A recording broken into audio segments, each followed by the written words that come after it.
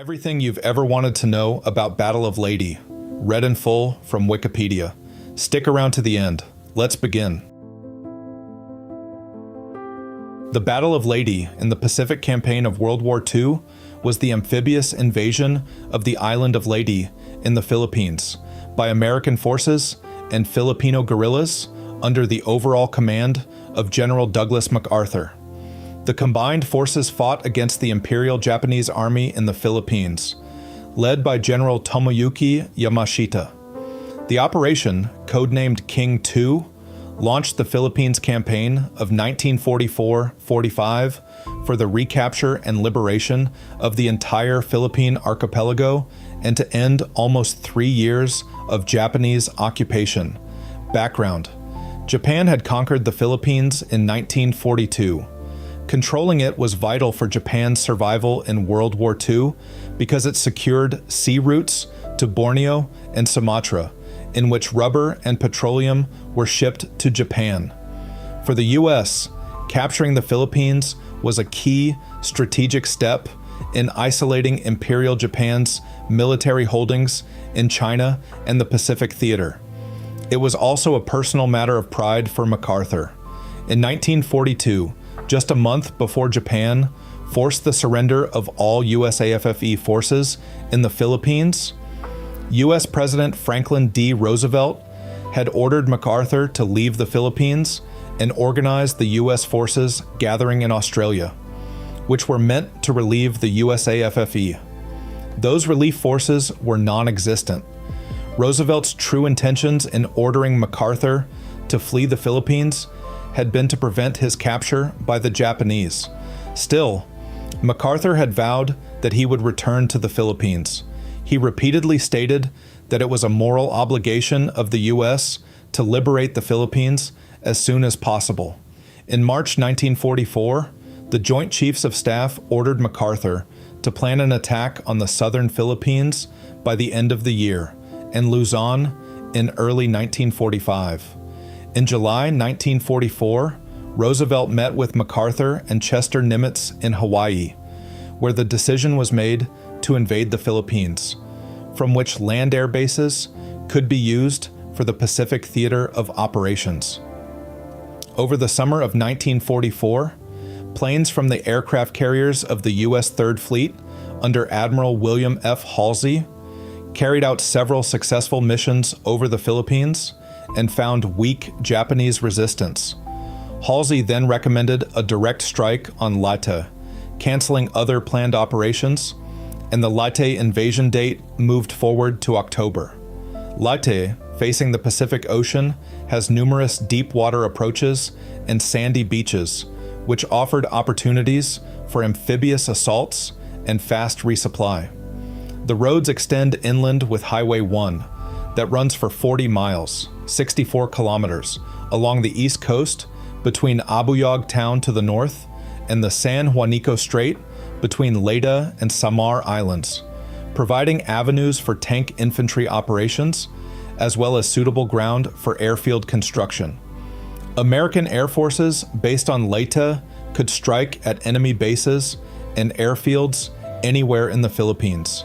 A heavily forested mountain range dominates the interior and separates two plains. The larger Leyte Valley extends from the northern coast to the long eastern shore and contains most of the towns and roadways on the island.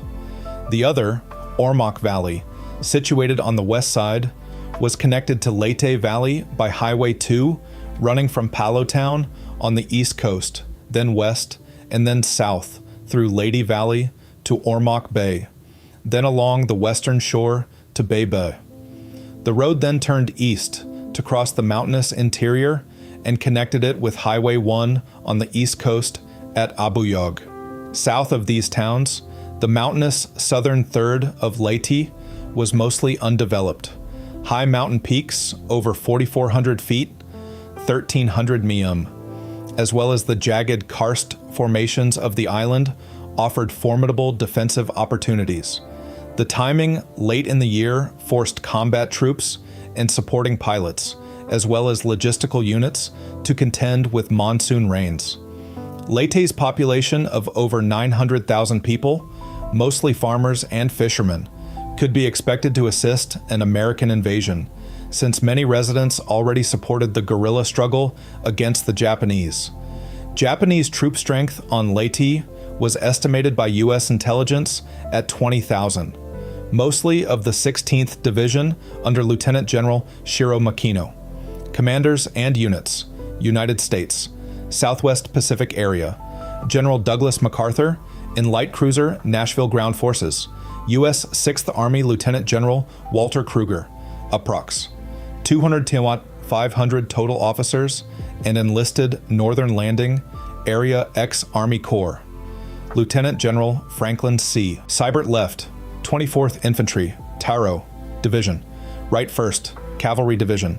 Southern Landing Area Fechtpanarf Army Corps, Lieutenant General John R. Hodge, left, 7th Infantry, Bayonet Division, right 96th Infantry, Deadeye.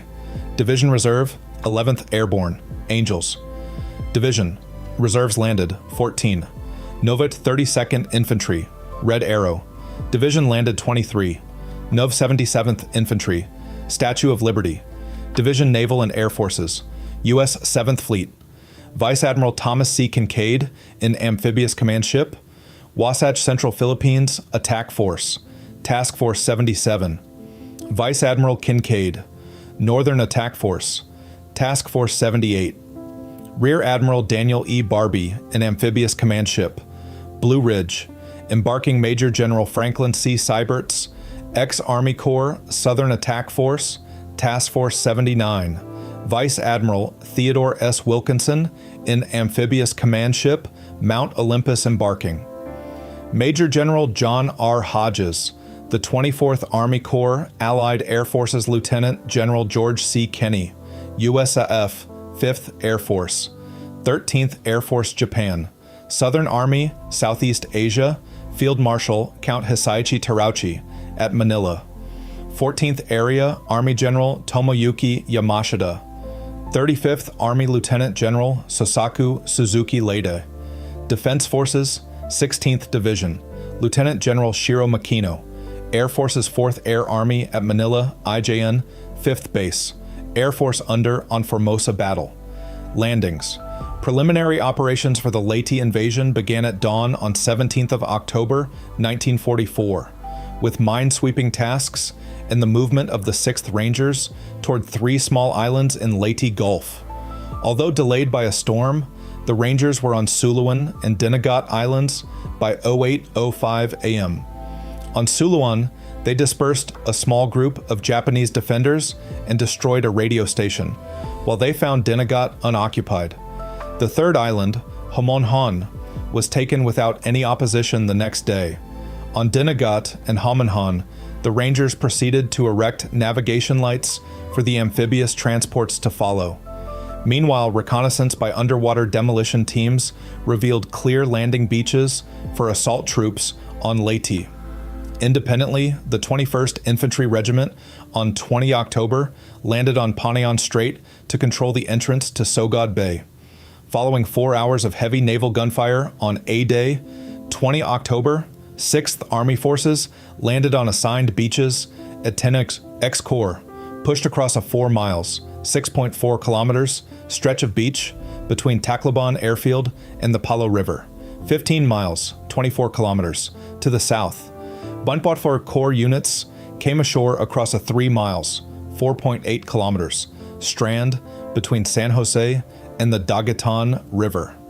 Troops found as much resistance from swampy terrain as from Japanese fire. Within an hour of landing, units in most sectors had secured beachheads deep enough to receive heavy vehicles and large amounts of supplies. Only in the 24th Division sector did enemy fire force a diversion of follow-up landing craft. But even then, the sector was secure enough by 1330 to allow General MacArthur to make his dramatic entrance through the shore onto Red Beach and announce to the populace the beginning of their liberation. People of the Philippines, I have returned. By the grace of Almighty God, our forces stand again on Philippine soil. By the end of A-Day, the 6th Army had moved 1 mile, 1.6 kilometers inland, and 5 miles wide. In the X-Corps sector, the 1st Cavalry Division held Tacloban Airfield, and the 24th Infantry Division had taken the high ground on Hill 522, commanding its beachheads. In the 24th Corps sector, the 96th Infantry Division held the approaches to Catman Hill, and the 7th Infantry Division held Dulag and its airfield. General Makino spent the day moving his command post from Tacloban, 10 miles, 16 kilometers, inland to the town of Dagami. The initial fighting was won at a cost of 49 killed, 192 wounded, and 6 missing. The Japanese counterattacked the 24th Infantry Division on Red Beach through the night, unsuccessfully. Campaign in the Leyte Valley. The 6th Army made steady progress inland against sporadic and uncoordinated enemy resistance on Leyte in the next few days. The 1st Cavalry Division of Major General Vern D. Mudge secured the provincial capital, Tacloban, on 21st October and Hill 215 the next.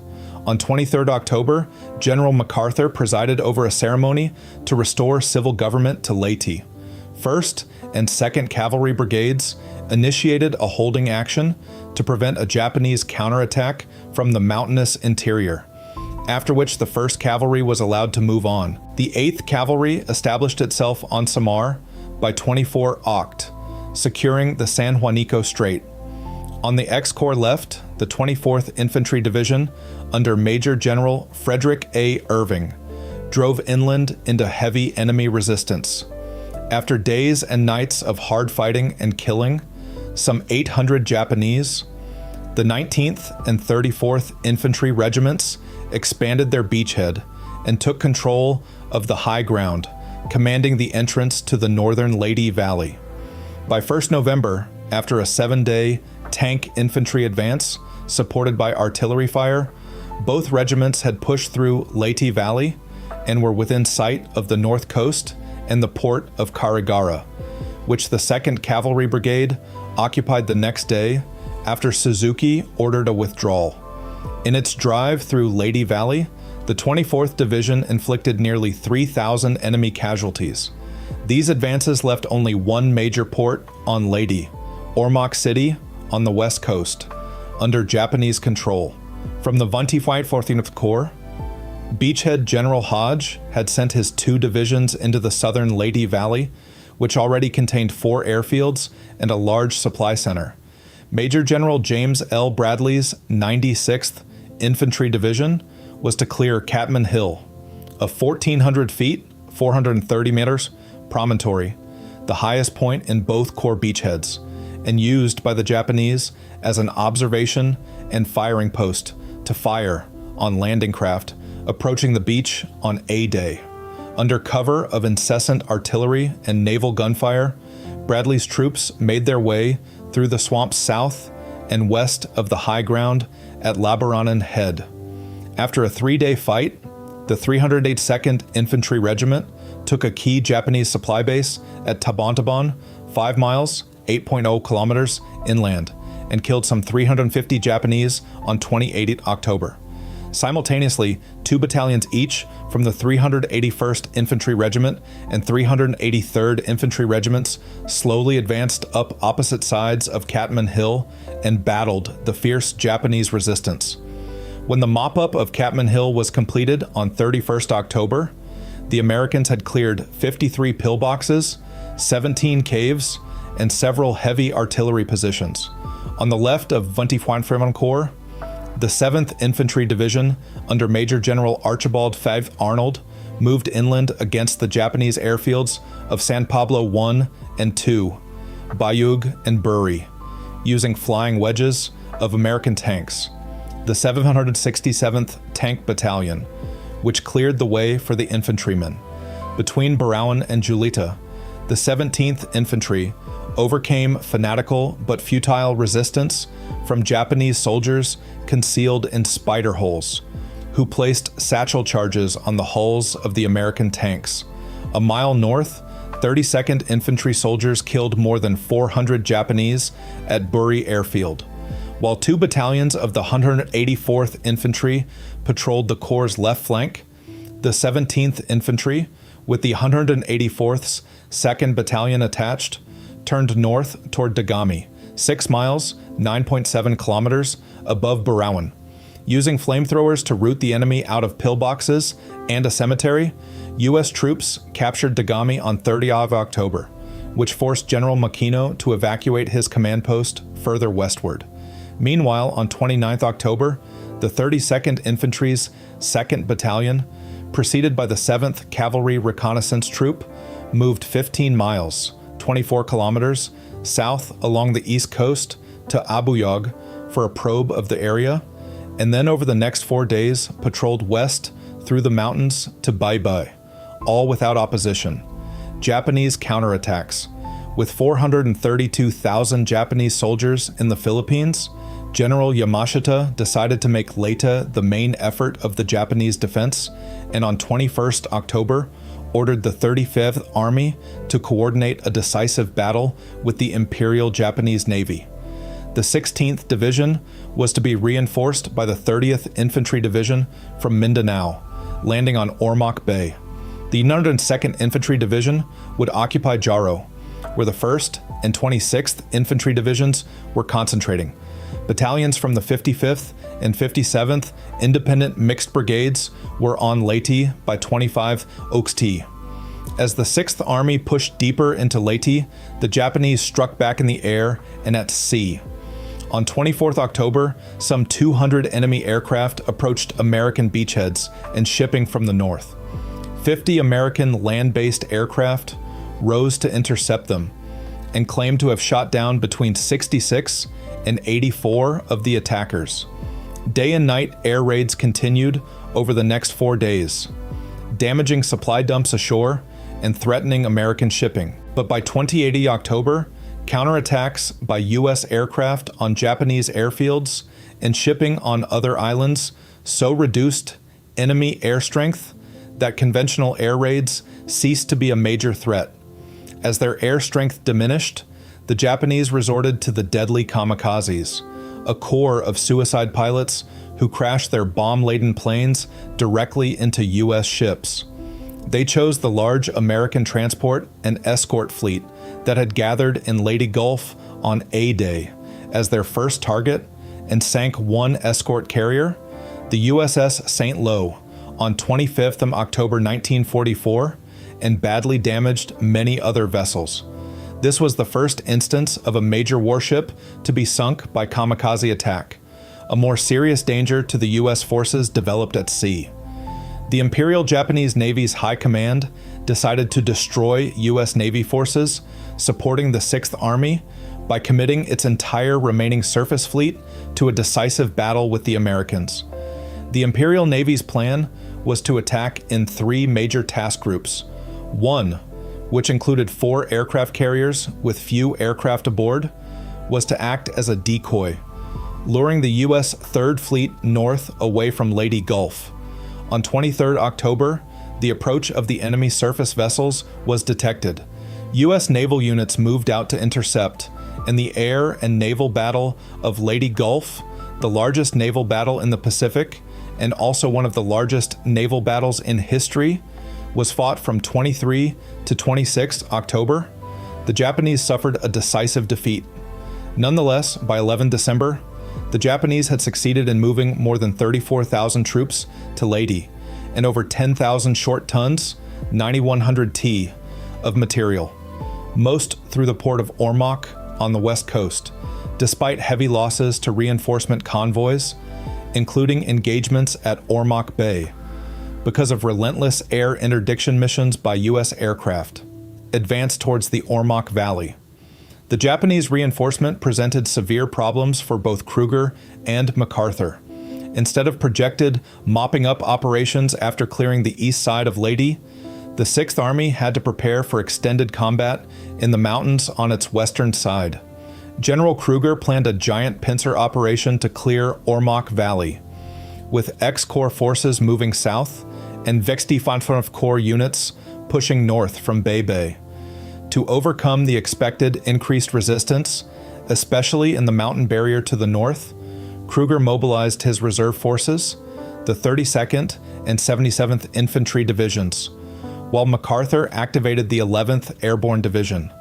The 21st RCT pulled out from the Panion area to rejoin the 24th Division and were replaced by a battalion of the 32nd Infantry.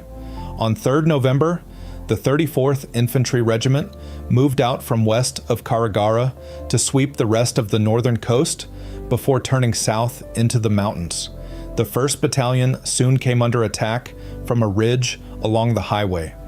Supported by the 63rd Field Artillery Battalion, the unit cleared the ridge, and the 34th Infantry continued unopposed that night through the town of Pinamopoan, recovering numerous heavy weapons abandoned by the enemy, then halted at the point where Highway 2 turned south into the mountains. Battles of Breakneck and Kilay Ridges. On the 7th of November the 21st, infantry went into its first sustained combat on Leyte when it moved into the mountains along Highway 2 near Carigara Bay. The fresh regiment, with the 19th Infantry's 3rd Battalion attached, immediately ran into strong defenses of the newly arrived Japanese 1st Division, aligned from east to west across the road and anchored on a network of fighting positions built of heavy logs and interconnecting trench lines and countless spider holes, which became known as Breakneck Ridge to the Americans or the Yamashita Line to the Japanese. General Kruger ordered the 1st Cavalry to join the 24th Infantry Division in the attack south, and the X and Denof Fof Corps, 96th Infantry Division, to block routes through the Central Mountain Range, anticipating General Suzuki's renewed attack with the arrival of his 26th Infantry Division. Additionally, the Fami-Fourth Corps had the 7th Infantry Division in Bay. Plus, Kruger had access to the 32nd and 77th Infantry Divisions and the 11th Airborne Division, which MacArthur was staging in Leyte in preparation of the Luzon invasion.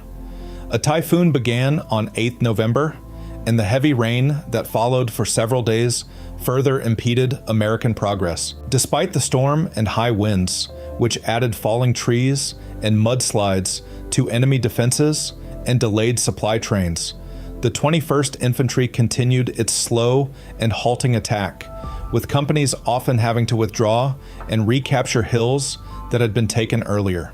The Americans seized the approaches to Hill 1525, 2 miles, 3.2 kilometers to the east, enabling Irving to stretch out the enemy defenses further across a 4 miles, 6.4 kilometers, front along Highway 2. On the east, the 19th Infantry's 2nd Battalion, under Lieutenant Colonel Robert B. Spraggins, swung east around Hill 1525, behind the enemy right flank, cutting back to Highway 2, 3 miles, 4.8 kilometers, south of Breakneck Ridge, blocking the Japanese supply line. On the west, Irving sent the 34th Infantry's 1st Battalion under Lieutenant Colonel Thomas E. Clifford, over water from the Carigara area to a point 2 miles, 3.2 kilometers, west of the southward turn of Highway 2, and moved it inland. This amphibious maneuver was made in 18 LVTs of the 727th Amphibian Tractor Battalion. After crossing a ridgeline and the Leyte River, they approached the enemy left flank at 900 feet, 270 per on Kilay Ridge, the highest terrain behind the main battle area. Both battalions reached positions only about 1,000 yards, 9 bomb apart on opposite sides of the highway by 13 November, despite strong opposition and heavy rains. The Americans were aided by the 1st Battalion, 96th Philippine Infantry, a local guide who owned Kilay Ridge, and Filipinos carrying supplies. It took Clifford's men 2 weeks of struggle through mud and rain, often dangerously close to friendly mortar and artillery fire, to rout the Japanese out of fighting positions on the way up Kilay Ridge.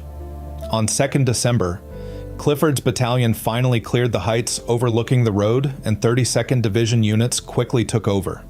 Clifford's outfit suffered 26 killed, 101 wounded, and 2 missing, in contrast to 900 Japanese dead. For their arduous efforts against Kilay Ridge and adjacent areas, both flanking battalions received Presidential Unit citations.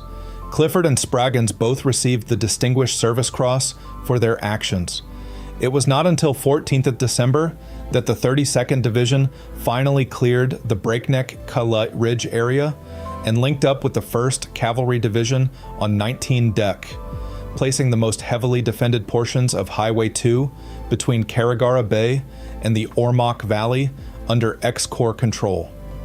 Throughout this phase, American efforts had become increasingly hampered by logistical problems.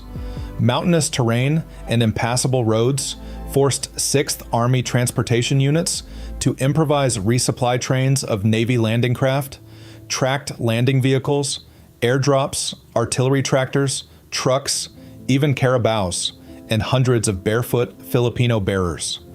The 727th Amphibian Tractor Battalion made daily, often multiple, trips with ammunition and rations between Capucan and Calubian.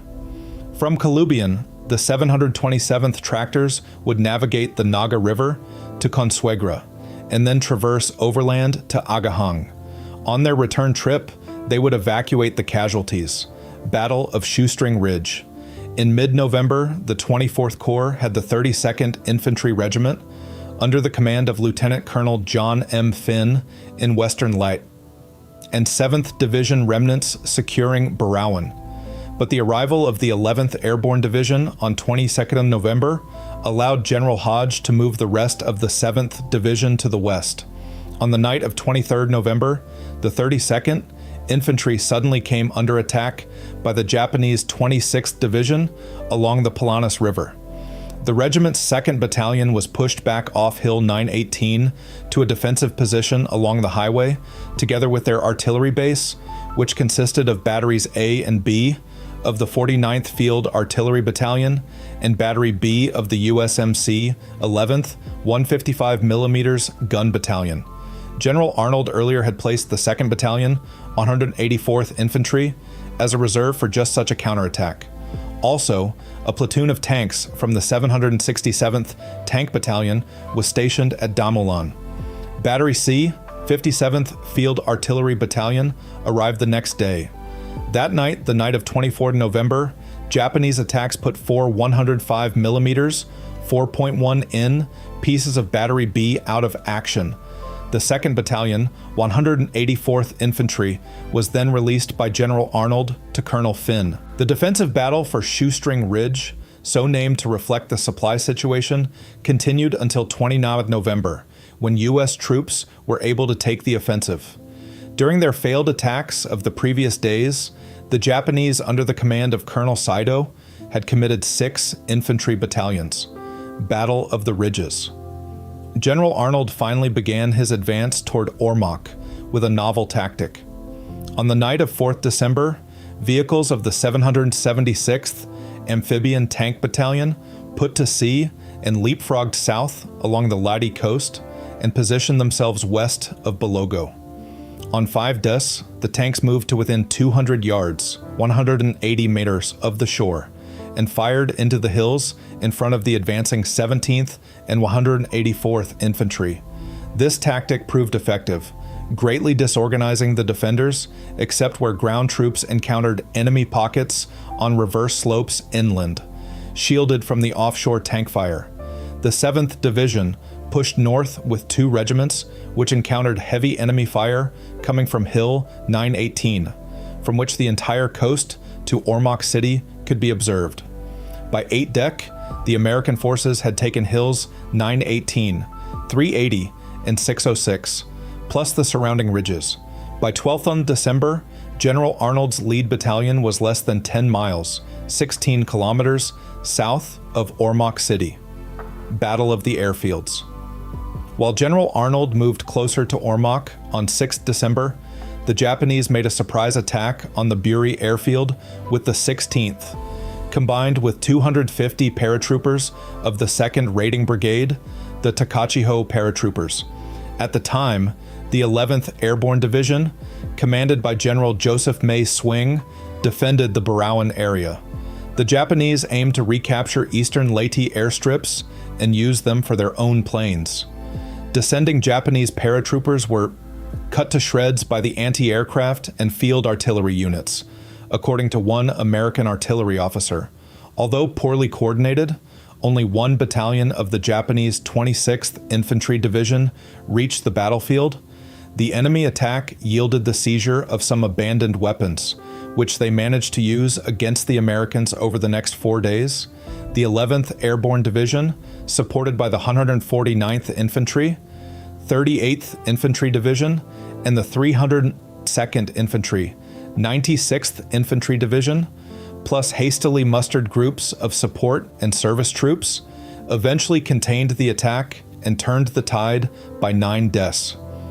With a few American supply dumps and aircraft on the ground destroyed and construction projects delayed, the enemy attacks on the airfields failed to have any effect on the overall Leyte campaign.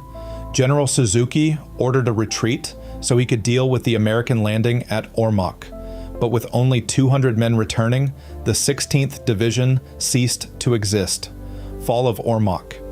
Meanwhile, on the western side of Leyte, the U.S. 24th Corps received reinforcements on 7 December with the landing of the 77th Infantry Division under Major General Andrew D. Bruce, south of Ormoc City. The 77th Division's 305th and 307th Infantry Regiments came ashore at 0700 unopposed, supported by a company from the 776th Amphibian Tank Battalion. However, Admiral Arthur D. Storable's naval convoy was subjected to kamikaze air attacks, 55 aircraft making 16 raids. Yet the arrival of the 77th Division proved decisive. This enabled the 7th Division to resume its march north, and Japanese defenders were quickly squeezed between them.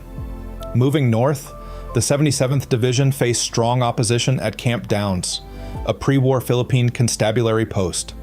Supported by the newly arrived 306th Infantry Regiment, plus the 902nd and 305th Field Artillery Battalions, General Bruce's troops pushed through and beyond Camp Downs on 9 deck and entered Ormoc City on 10 December. The 7th and 77th Infantry Divisions linked up the next day. In its final drive, U.S. troops killed some 106 Japanese troops and took 7 prisoners while sustaining 123 killed, 329 wounded, and 13 missing. With Ormoc City captured, the 24th Corps and X-Corps were only 16 miles, 26 kilometers, apart. In between at Kogan, the last Japanese salient with its defenses anchored on a concrete blockhouse north of Ormoc and held by the 12th Independent Infantry Regiment, resisted the Americans for 2 days. On 14 of December, the 305th Infantry closed on the stronghold, aided by heavy artillery barrages and employing flamethrowers and armored bulldozers. Hand-to-hand combat and the inspiring leadership of Medal of Honor awardee Captain Robert B. Nett cleared the Japanese from the blockhouse area, while the leading company E of the 2nd Battalion, 305th Infantry, moved forward through intense fire and killed several Japanese soldiers. Westward marched to the coast. After breaking out of Ormoc, the 77th Division took Valencia Airfield, 7 miles, 11 kilometers north, on 18th December and continued north to establish contact with X-Corps units. That same day, General Seibert ordered the 1st Cavalry Division to complete the drive south. The 12th Cavalry Regiment pushed out of the mountains on a southwest track to Highway 2, then followed fire from the 271st Field Artillery Battalion to clear a 3 miles, 4.8 kilometers stretch of the road. North of Ormoc Valley, the 32nd Division had met determined opposition from the defending Japanese 1st Division along Highway 2, after moving south past Kilay Ridge and entering a heavy rainforest, which limited visibility and concealed the enemy. Using flamethrowers, hand grenades, rifles, and bayonets, troops scratched out daily advances, measured in yards, and in 5 days of hard fighting, the 126th and 127th Infantry Regiments advanced less than 1 mile, 1.6 kilometers. Contact between patrols of the 12th Cavalry and the 77th Division's 306th Infantry on 21st December marked the juncture of the U.S. X and 24th Corps in the closing of the 6th Army's pincer maneuver against Ormoc Valley. While the 77th and 32nd Divisions converged on the valley, Major General Joseph M. Swing's 11th Airborne Division had moved into the central mountain passes from the east. With blocking positions established south of Leyte Valley on 24 November, the 511th Parachute Infantry Regiment pushed farther west into the mountains on the 25th of November. After an arduous advance, the 511th reached Mahonag, 10 miles, 16 kilometers, west of Burawan, on 6th December. The same day, Japanese paratroops landed at the Buri and San Pablo airfields. On 16th December, the 2nd Battalion, 32nd Infantry, made slow but steady progress into the mountains from the Ormoc Bay area to meet the Airborne Regiment and assist its passage westward. On 23rd December, after battling scattered Japanese defenders on ridges and in caves, the 7th Division infantrymen met troops from the 2nd Battalion, 187th Glider Infantry Regiment, which had passed through the 511th, to complete the Cross Island move and basically destroying the Japanese 26th Infantry Division in the process. General Bruce opened the drive on Palompon by sending the 2nd and 3rd Battalions, 305th Infantry, with armor support, west along the road on the morning of 22nd December. The 302nd Engineer Battalion followed, repairing and strengthening bridges for armor, artillery, and supply vehicles. Assault units progressed rapidly through sporadic enemy fire until they hit strong positions about 8 miles, 13 kilometers, short of Palompon. To restore momentum, General Bruce put the 1st Battalion, 305th Infantry, on Navy landing craft and dispatched it from the port of Ormoc to Palompon. Supported by fire from mortar boats of the 2nd Engineer Special Brigade and from the 155mm 6.1N guns of the 531st Field Artillery Battalion, the infantrymen landed at 0720 on 25th of December and secured the small coastal town within 4 hours. Learning of the seizure of the last port open to the Japanese, General MacArthur announced the end of organized resistance on Leyte. As these sweeps continued, he transferred control of operations on Leyte and Samar to the 8th Army on 26 December. Farther north, other U.S. forces made faster progress against more disorganized and dispirited enemy troops. 1st Cavalry Division troops reached the coast on 28th December as 24th. Division units cleared the last enemy positions from the northwest corner of Leyte on the same day, and 2 days later met patrols of the 32nd Division. Aftermath. The campaign for Leyte was the first operation in the American reconquest of the Philippines and proved the most decisive. Japanese losses in the campaign were heavy. The Army lost 4 divisions and several combat units, while the Navy lost 26 major warships, 46 large transports, and hundreds of merchant ships. The campaign also reduced Japanese land-based air capability in the Philippines by more than 50%. Some 250,000 troops still remained on Luzon, but the air and naval support lost during the Battle for Leyte narrowed General Yamashita's options that he now had to fight a passive defense of Luzon, the largest and most important island in the Philippines.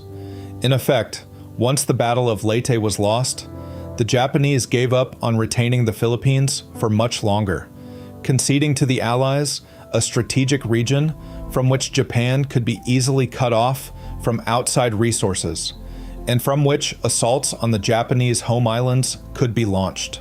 1998, claims of Japanese intelligence. In 1998, it was claimed in Australia, see Royal Commission on Espionage, that Allied estimates of Japanese troop strengths, including those on Leyte, were given to Tokyo via the Soviet consulate in Harbin, Manchuria, as Stalin wanted to delay an American victory over Japan until the Soviet Union could participate. MacArthur's G2. Willoughby had underestimated the numbers, and the troops were reinforced. The secret Ultra estimates were not available to the Soviets, but were given to them by members of Australian Foreign Minister Evatt's staff. That's the complete article. If you made it this far, you'll love the rest of the channel. Subscribe for a new Wikipedia deep dive every single day. The next video is on screen now, and if there's a topic you want narrated, drop it in the comments. Thanks for watching.